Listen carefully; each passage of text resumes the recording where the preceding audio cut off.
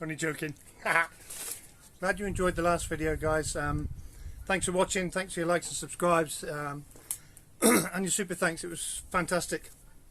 We'll do bits and pieces like that every now and again in a few videos, but I just thought it would be something different. Yeah, I'm glad you liked it, and thanks for all your comments. So I'm going to show you a few things at the start of this video before we crack on with stuff. So, like I said, I'll show you a few things. Here are some of the squashes, some of the squashes we've harvested. The pigs have eaten a couple already. We've eaten one of these, or two of these already. So these are Hokkaido pumpkins. The flesh is the same colour as this inside, and they're lovely for roasting. Or in a curry, they just take on the flavour of anything. And these are, we're not too sure, we think they're some form of butternut squash. This is definitely a butternut squash, but yeah, just a few of them, which are great.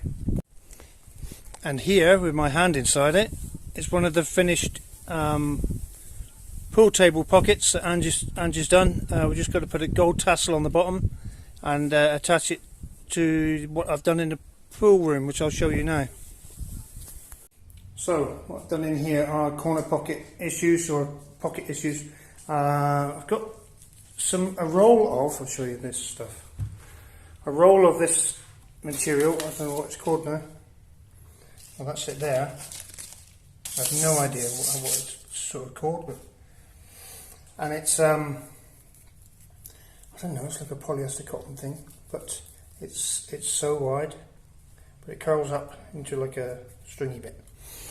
So what I did was wrap this around, one way, one the other, and then back again to the centre. So I've got a couple of tassels where I've tied it. I'll cut that off, and then I will stitch Andrea's newly made pockets to there, and a little golden tassel on the bottom. So I've done all of these. They've all got tassely bits hanging down, but yeah, I think they look okay. They're not fantastic, but I couldn't get any leather. I mean, it'd be easy to change in the future anyway, but yeah, I think they're looking alright. Okay everyone, I've got another, we did one a few videos back, another mystery build for you. So let's see in the comments, see if you can tell me what this is going to be. So we have some blue water pipe. Yeah, just the type of water pipe they use here, plastic stuff, quite thick walled. Some, the only stuff I could find of double-sided sticky tape. Yeah, this is for sticking PVC membrane together, but I'm going to cut it into thin strips for this purpose. A few of these stainless steel brackets, Stanley knife, and a few small screws.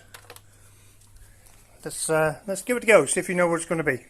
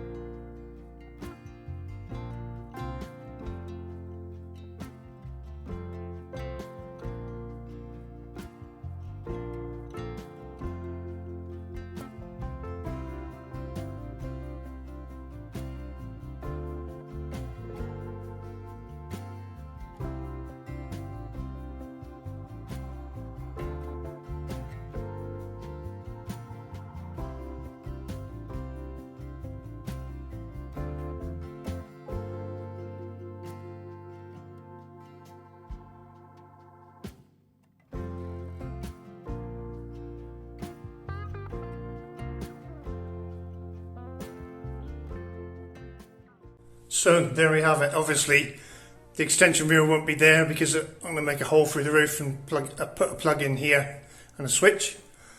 But yeah, dark lights. I thought like a halo around it might be quite good.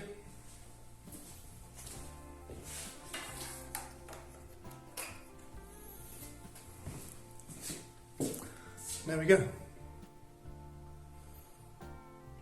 A few adjustments. I think this bottom corner needs to come in a bit. Things like that. But yeah, lights the board up anyway. So I've now taken it off. Change of plan because I've forgotten how bad Andrea is at darts. So yeah, I don't think that would last very long. And it didn't look very nice anyway, so I'll probably put the lights up here somewhere a bit further back and find another use for that.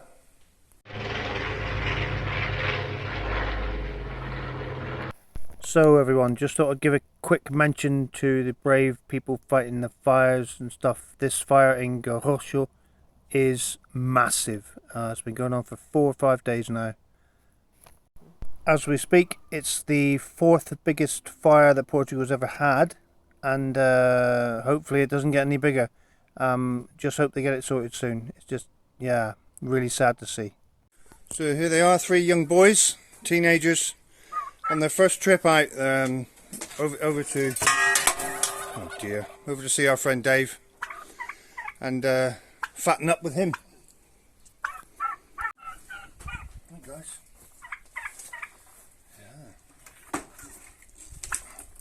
Going for a road trip.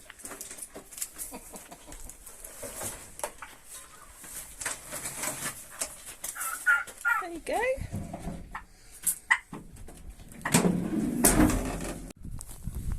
Okay everyone, just wanted to show you something a little bit weird. This is Pearl. She's massive and beautiful. And Pearl started laying eggs. Strangely enough. Oh, chickens are kicking off now. Yeah, Pearl started laying eggs, and we've had Priscilla as well as the other egg layer here, and I'm going to show you what I think. Hello Pearl. Hello darling, you alright? Yeah. And this is Priscilla, yeah, who's a really good egg layer, aren't we darling?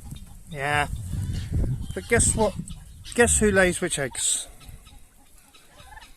Yeah, so this egg here, the little one with the speckles on it, belongs to Pearl, strangely enough, and the big white one belongs to Priscilla. We have no idea why they are so different. Look.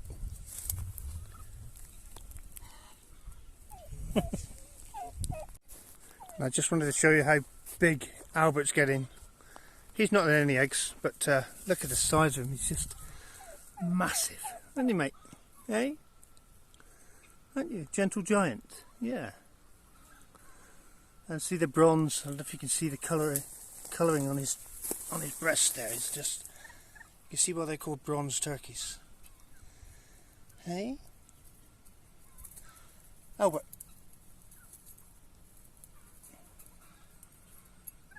Yeah, they're all getting a bit warm, but they got a paddling pool, so they'll be fine.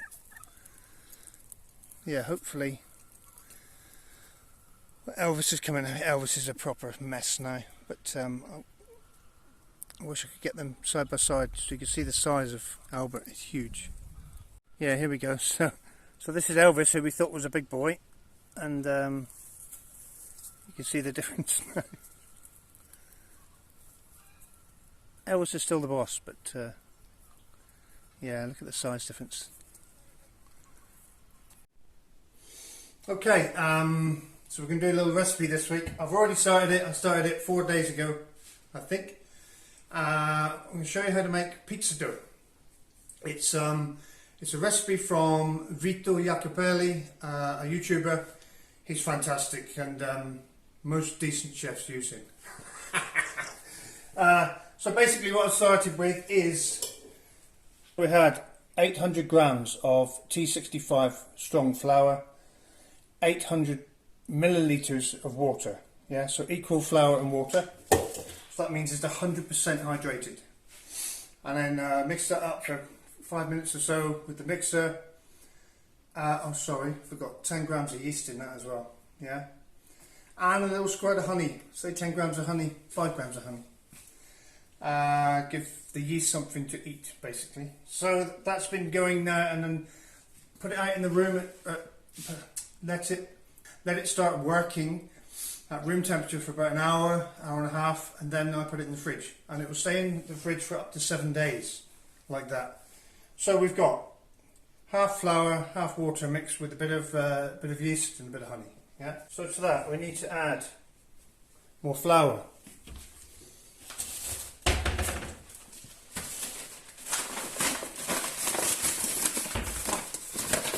So we need to add this 800 grams of flour in here.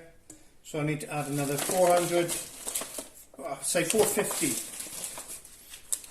of flour. So we'll go 450 grams.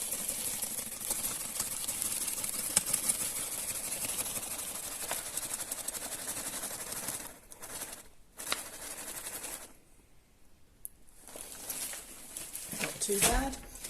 Not too shabby. So to that flour you need to add about 20 grams of salt.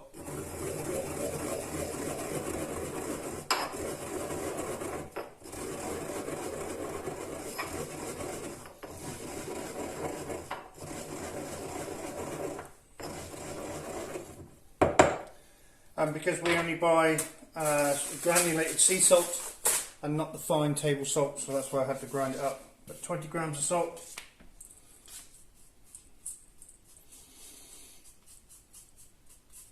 Was all of that. Oh, it's a bit too much. Hey ho.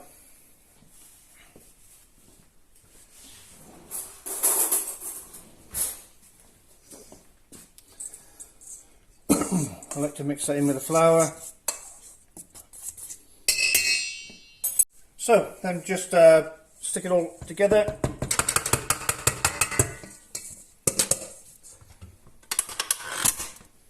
And give it a mix.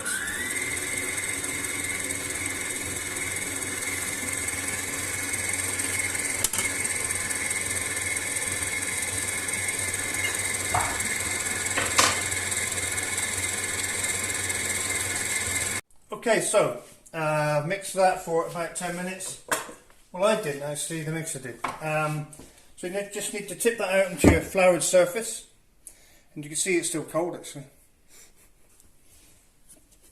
Oh, resilient. If you can't tip it out, you have to pull it out.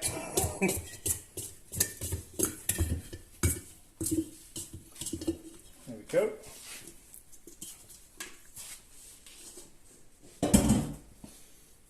I'd just like to say, you can see I'm not making this because look, see how much is left in the pan. There's a reason for that. Gives me something to wash up later. Yeah, gonna keep you busy. So, what we need to do is, I like to make a big long sausage of it, and we need to chop it into roughly 250 gram size pieces.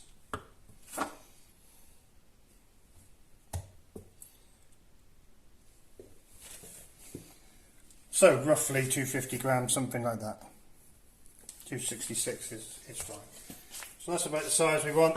2, 3, 4, 5, 6, and a couple of small ones.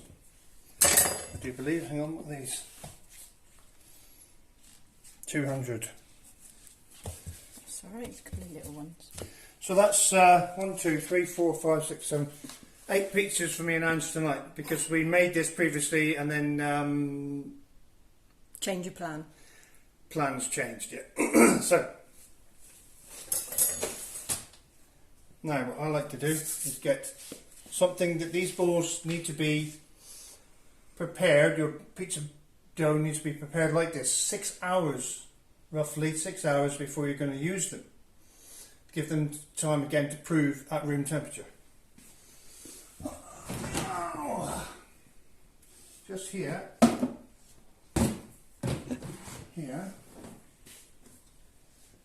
should be enough for 8 balls, 4 each, yeah. Okay, so I like to use little plastic containers for proving them in, and I also like to put a little bit of olive oil in there to stop it sticking everywhere, yeah. So make sure that goes on all the internal surfaces, because this stuff does tend to swell up a little.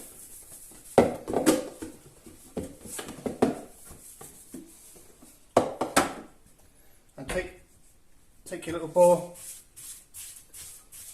like so, pop it in there.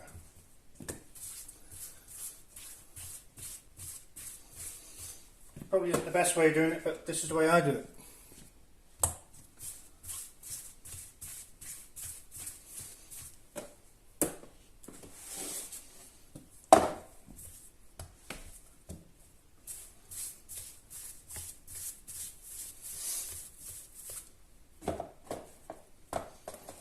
So that's 4 in there. I'll pop the lid on. Not airtight, but just keep the flies out if there are any. And there we go. Repeat that process.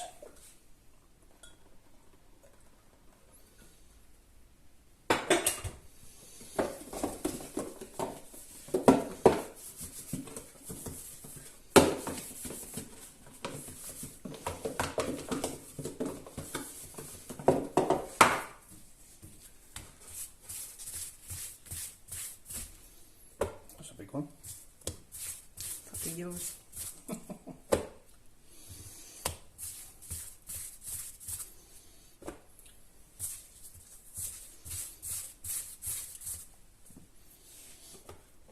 Now 4 in there.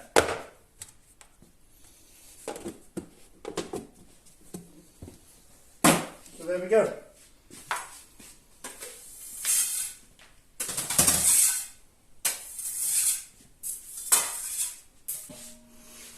Right, you happy with that now? Nearly. Happy wife, happy life. Hello, welcome to Chaos. Okay, so you saw me put the balls, the pizza balls, in the containers that I like them to prove in. Come and have a look at this. Oh dear, there don't seem to be balls anymore. It's just one big mush. One big mush is good, yeah? And the same with the other one. It smells really yeasty. Yeah, it's a beautiful smell. So we're going to cheat a little bit, because originally we were going to have 8 or so pizzas, if not more. Now we're not, because there's only me and Ange, and if we eat 8, we'll get even fatter than we are. But, new idea, I'm going to make some focaccia. So I'm calling this a multi-European focaccia. So what you need for a focaccia is lots of olive oil in a pan. And if this works, I'll be amazed. If this works, come on. This is why it's just starting to separate, look. This is why we used olive oil in the tubs. Come on, you can do it. Pretty good. Yeah, we'll just scrape this out. No.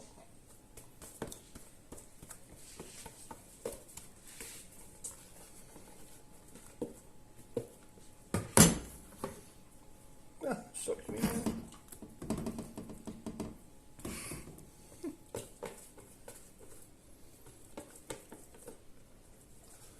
So,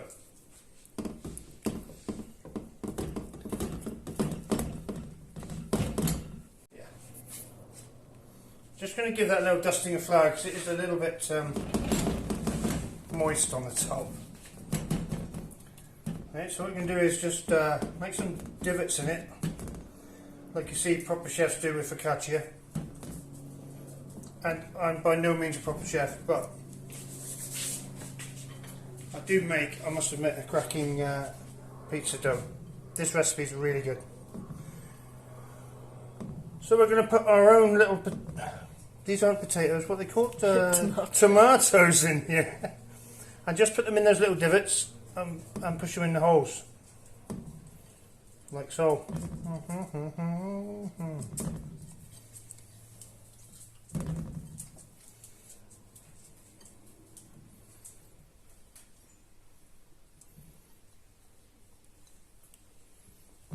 I'm sure that's enough, but Yeah, but you're spread them a bit more. Yeah.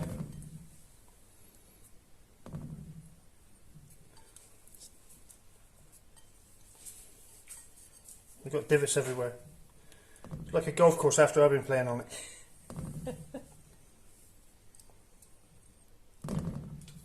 You see how soft the dough is.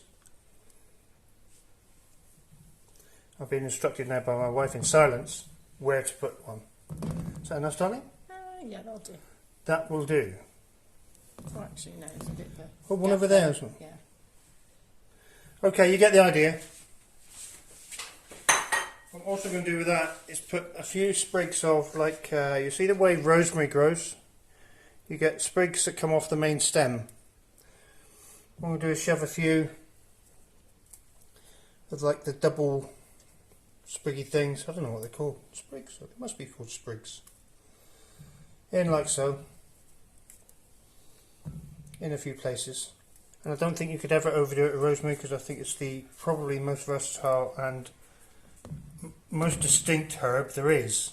No, it smells lovely, doesn't it? And just doing this, it's like, oh, this is lovely. Yeah. So yeah, a few sprigs of rosemary over it. Obviously this bread's going to rise and cover stuff up and it won't get too burnt, etc. So essential ingredients for focaccia, generally tomatoes, pizza dough, exactly, you know, a dough, the focaccia dough is virtually the same as a pizza dough, so probably why the Italians thought of it, they had leftover dough, thought, let's do that. I think that'll do with rosemary, right? What do you think? You've got a few gaps. A few gaps. Let go a bit there. Okay. A bit there. Anyway, and a few sprinkles. What's left on the stem. Oop. Didn't actually make it onto there. And what I might do as well is we have some confit garlic here. So Angie's going to love this because she loves garlic. So somewhere in the bottom of here. A few Fabulous. little bits of confit garlic, which we've done ourselves last time we've done. Confit garlic. No, the bread, the fire of the bread oven, really.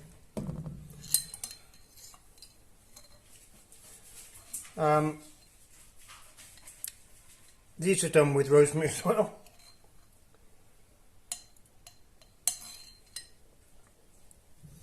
And these are just basically confit is just boiled in oil.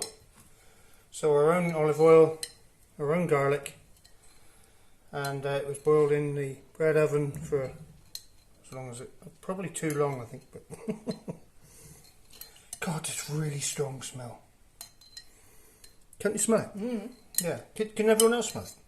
Sadly no, I don't think Oh, right. smelly vision is yet. Oh, I haven't got that working yet. No. Where else? A bit more there, a bit more there.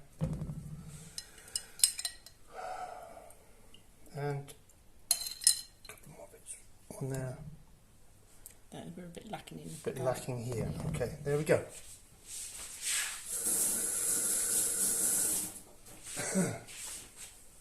Sorry about this. Right, what I will do as well, because we've been using the garlic and not the oil, so we'll use the confit garlic oil. Nice, put the load of that on. To just dress this a bit.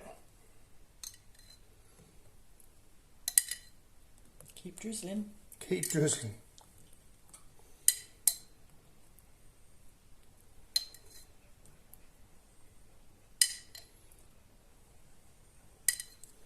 I think that'll do us, that'll do us.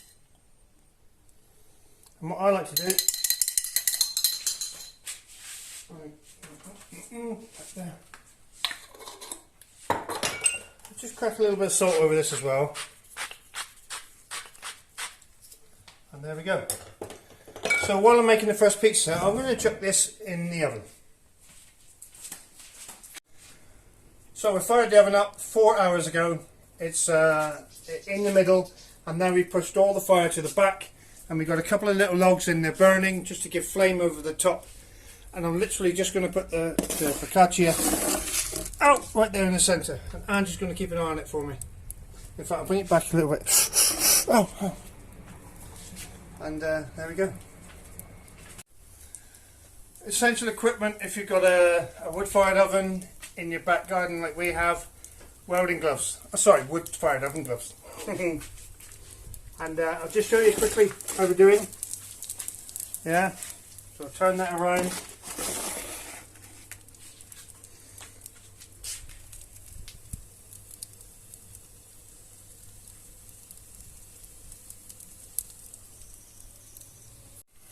So, while the focaccia is doing, I thought I'd go and collect a bit more. We got some wood for the wood-fired oven outside, and we generally use olive and orange when we're cooking on the wood-fired oven, yeah, because well, they're both.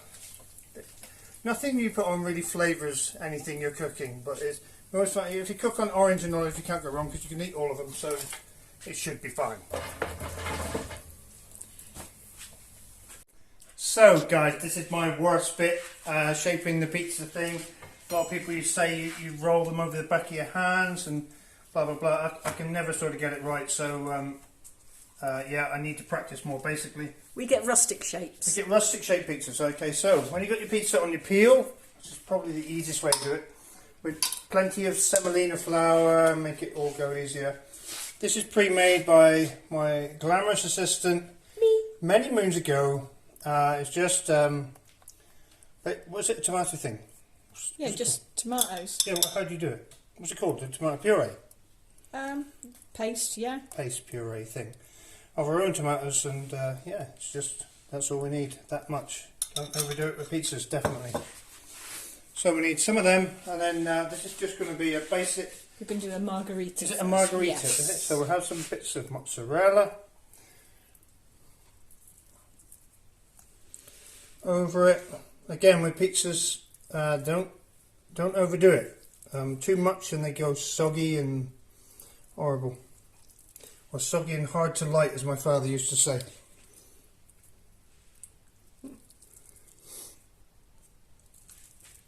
Obviously a smoker. Yeah. Ideal. So there we go. A few bits of mozzarella. And then after that we'll just have some basil. Yeah, olive but oil. Importantly, we need to do a little bit of olive oil around the crust to give you a nice crust, and a little bit over this as well. Yeah. Olive oil's good. There we go. So here goes. Hopefully it comes off. Nope. Bit of a disaster, but there we go, we're in there. It's like pancakes, the first one is always a little bit interesting. Bubbling away.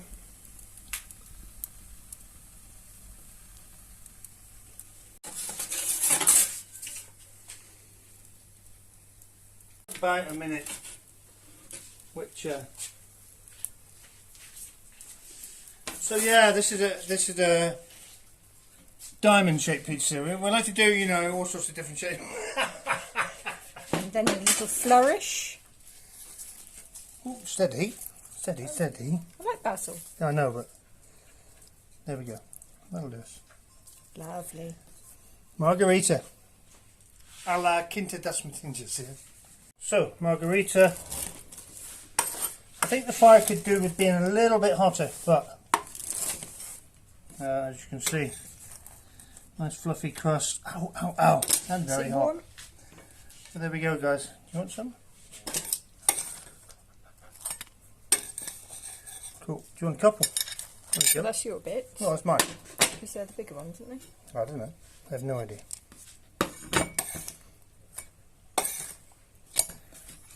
There you go. So next up is one of our firm favourites, a bit unusual. So pizza no tomato, so pizza base no tomato, but very, very thinly sliced potato with rosemary and then parmesan over the top. And it's stuck! Yay!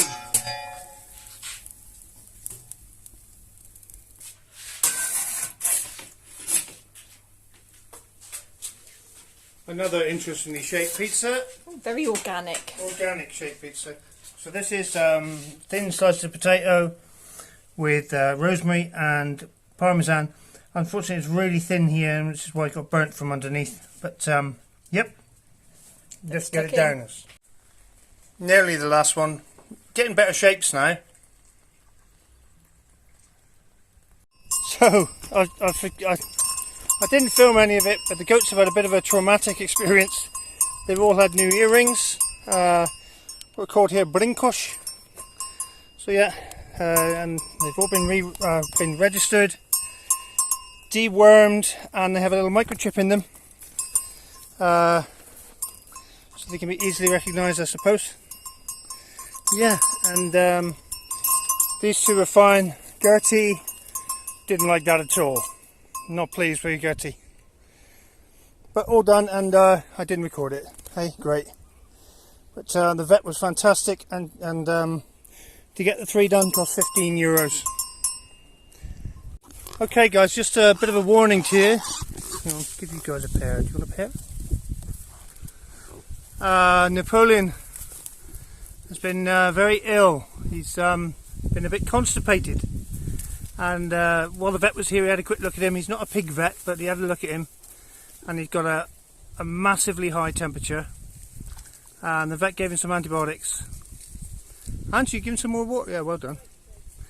The vet gave him some antibiotics and said if he doesn't start eating anything in 3 to 4 days, then give him a ring again, because apparently they've lost several pigs in Portugal this year already because of the extreme heat. They get a bit dehydrated, and then they get constipated because of their dehydration, and then they get an infection and die. So it's yeah, it's a real bad thing. So anyone with pigs, yeah, keep an eye on them in the heat, guys. But the other two are fine. Cindy over there just gave her a pair. Hang on. Here. Here. Wilbur. Wilbur.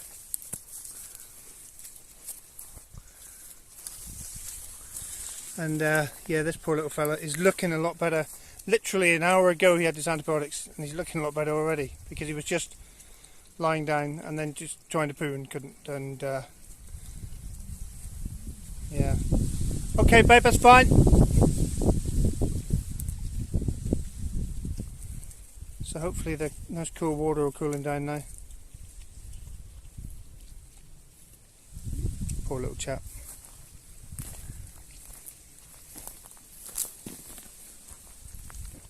Right mate, it's alright. Oh yeah, it's nice and cool. Yeah. Might put a shade over this actually, might be a bad idea. Yeah. Because obviously sometimes it's shaded through the pear tree, but Poor little chap.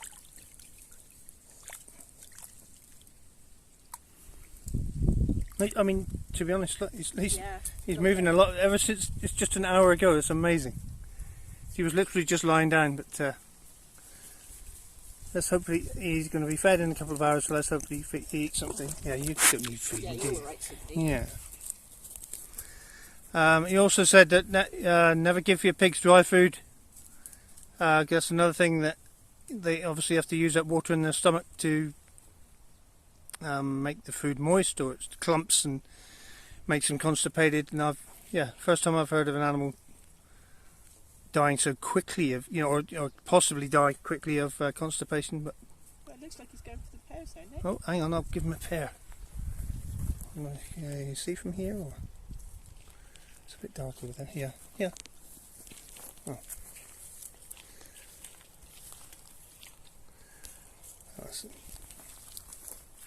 Okay, let's find the stuff for you.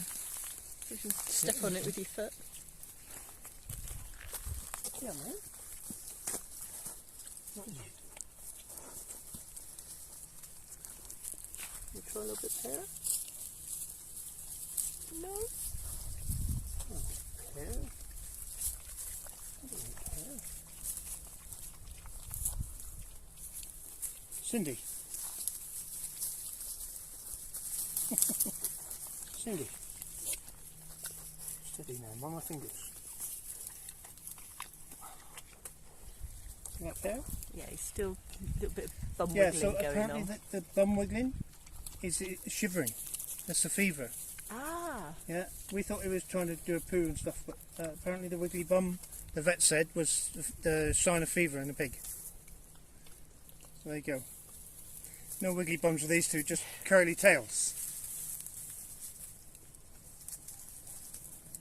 Yeah, you can see he's not held up. yeah. Poor little bugger. But at least, you know, the thing is, it's straight away we saw something was wrong, so bless him. But close eye kept on this one now, so and we should be putting more moisture in with their feed. I mean, because obviously they have the boiled corn, which is wet, but their actual pig nuts were, I always fed them dry, and then they always had squashes or other fruit and veg as well. But I shall be soaking their pig nuts now to make sure they, well, it'll be basically having a mash Yeah. base, so get more moisture in them. And again, it's so hot at the moment, so it's just every little bit helps. Okay guys, that's it from us. Thanks for watching. Again, thanks for your likes, your subscribes, your super thanks, and just thanks for, you know, just thanks for being as there. usual. I hope you learned something this week. We did. Yeah, poor pigs, poor Wilbur, Napoleon. Yeah. He's gone off in the corner now. It's nice and cool, and it's lovely to have guinea fowl. A constant chorus all the time. But yeah, thanks again guys, and hope you enjoyed it, and we'll see you in the next one. Bye. Bye.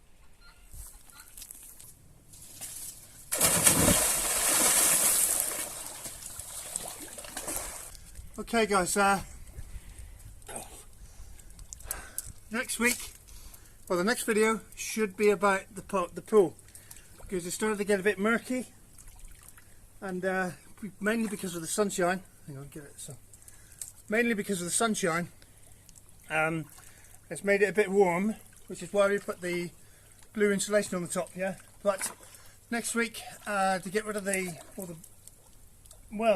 floating debris in it, basically, I'm going to make a filter, and I should have got a 12-volt pump coming, which I can run off the power bank. So yeah, we'll give it a go anyway. See you next week.